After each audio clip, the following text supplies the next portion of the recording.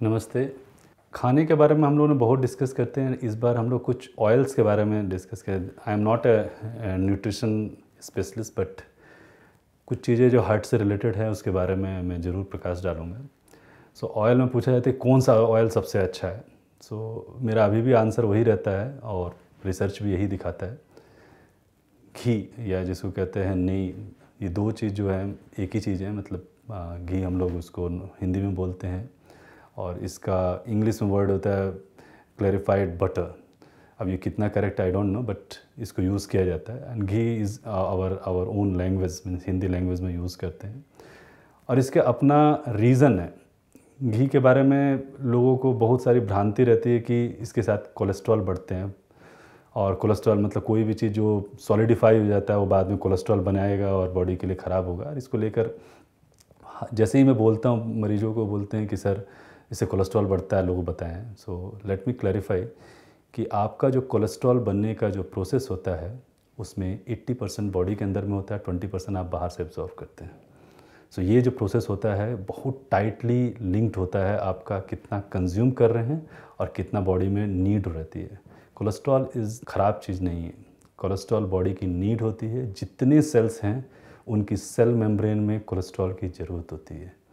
That's why body में एक cholesterol बनाने की फैक्ट्री होती है जो कि मुख्यतः लीवर में रहा करती है, और लीवर इस चीज़ को देखता है कि उनकी रिक्वायरमेंट कितनी है, इसीलिए 20 to 30% टाइम ही उसको एब्जॉर्व करता है, बाकी टाइम उसका प्रोडक्शन करता है। इसीलिए जिन लोगों में कोलेस्ट्रॉल का प्रॉब्लम पाया जाता है, जिसमें ज़रूरत से ज़्यादा प्रोडक्शन शुरू होता है, तब हम लोग उनको बोलते हैं कि आपको मेडिसिन्स लेने पड़ेंगे, क्योंकि आपका डाइट रिड्यूस करने से इसका प्रोडक्शन कम नहीं होने वाला, और इससे कोलेस्ट्रॉल रिलेटेड जो प्रॉब्लम है उसको हम लोगों को कंट्रोल करना होता है। So that is the reason कि कोलेस्ट्रॉल प्रोडक्शन जिन लोगों का बढ़ गया है उनको मेडिसिन्स की ज़रूरत पड़ेगी, नो डाउट। डाइट से आप कुछ मॉडिफाई ज़रूर कर सकते हैं, लेकिन उसको हटा नहीं सकते क्योंकि वो जेनेटिकली डिफाइंड होती है। नाउ कमिंग टू कि कौन सा ऑयल बेटर है और घी हम इसमें क्यों बोल रहे हैं। घी की अपनी प्रॉपर्टीज़ होती हैं, जिसमें कहते हैं कि कॉन्जुगेटेड लाइनोलिक एसिड जो रहता है, जो कि one of the essential amino acid रहता है, दैट इज़ वेरी इनरिच। दूसरा रहता है विटामिन ए, डी, ई, के, ये जो होते हैं ऑलरेडी इसमें इनरिच रहते हैं। तीसरा चीज़, it is easy to digest. चौथा चीज़, ये आप लीन मसल मास को मेंटेन करने के लिए ज़रूरत होता है।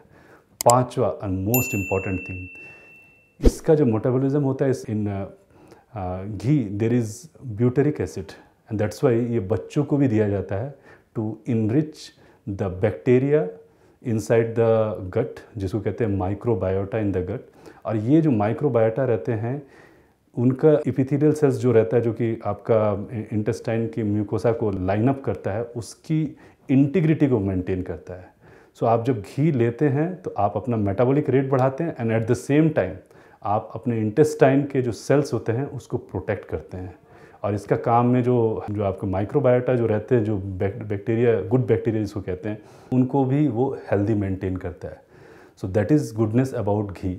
घी से कोलेस्ट्रॉल नहीं बढ़ता, इस चीज़ को निकालें। हाँ, घी में बहुत सारे जिसको कहते हैं कैलोरीज होते हैं, आपको क्वांटिटी बहुत रिस्ट्रिक्ट रखनी पड़ेगी। आपका मैनुअल वर्क कम है, फिजिकल वर्क कम है, तो आप कम क्वांटिटी में लिए।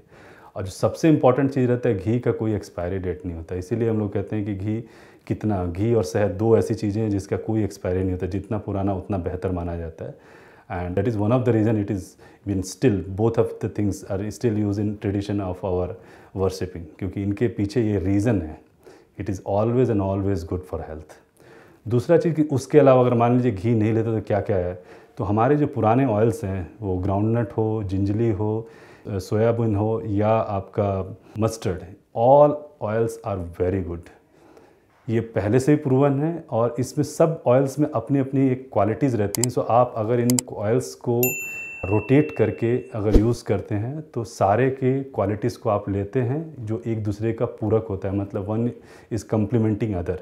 आप घी को भी यूज़ कीजिए, मस्टर्ड को भी यूज़ कीजिए, और ग्राउंडनट को भी यूज़ कीजिए, जो आपको स्वाद में अच्छा लगता है उसको देखिए, but at the same time health के लिए जो बेटर है वो। अब बात आती है sunflower, safflower, rice bran. So first of all they all are refined oils. अब रिफाइंड होता कैसे है, और रिफाइंड होने का जो क्लेम किए जाते हैं, अगर आप उनका ट्रीटमेंट देखेंगे तो उसको इस तरीके से ट्रीट किया जाता है कि सारा का सारा उसमें से ऑयल निकाला जाता है, सॉल्वेंट के थ्रू ट्रीट किया जाता है, डिओड्राइज किया जाता है और उसके बाद आपको परोसा जाता है। इससे उसकी लाइफ ज़रूर बढ़ती है, लाइफ मीन्स ऑयल का, no doubt particular amino fatty acid उसमें रहते हैं, इनरिच रहते हैं, but it has lost most of the characteristic what oil should have. So ये ऑयल नो डाउट कुछ मायने में बेटर है। इनका स्मोक पॉइंट मतलब जिस पर ये मतलब इनका रेंसिडिटी स्टार्ट होती है वो सारी चीज़ें ख़त्म हो जाती हैं।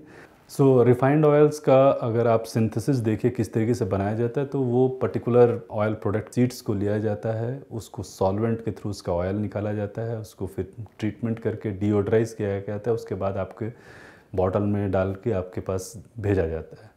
सो इसमें नो डाउट कुछ चीज़ें इनरिच होती है, इनका सेल्फ लाइफ थोड़ा बेटर रहता है, स्मोक पॉइंट बेटर रहता है, बट हेल्थ के पॉइंट ऑफ व्यू से it is I can say it is somewhat better, but it is not anywhere standing in front of all the previous oils जो हम लोगों के पुराने ऑयल्स थे।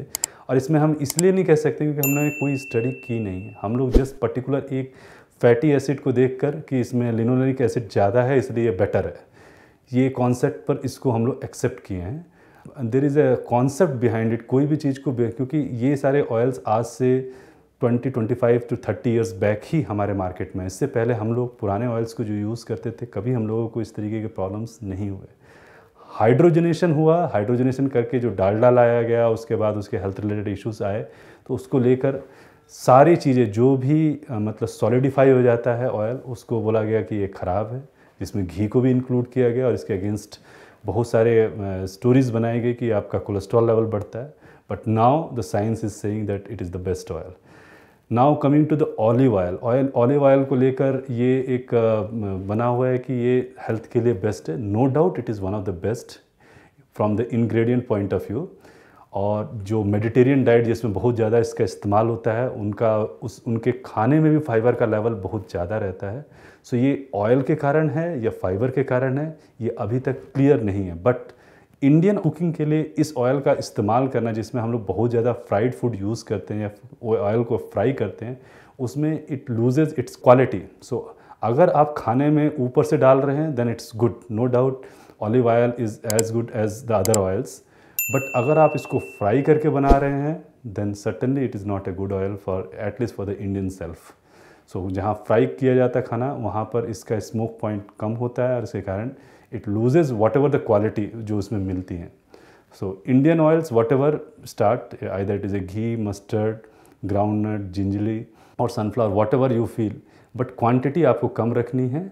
और इसमें क्वालिटी के हिसाब से जो टाइम टेस्टेड हैं जो पहले से चल रहे थे, हर ऑयल्स का अपने अपने क्वालिटीज़ होती हैं, जिसमें घी सबसे टॉप में आता है, but quantity we have to reduce it. Thank you so much. Next time will see with some new topic. नमस्ते।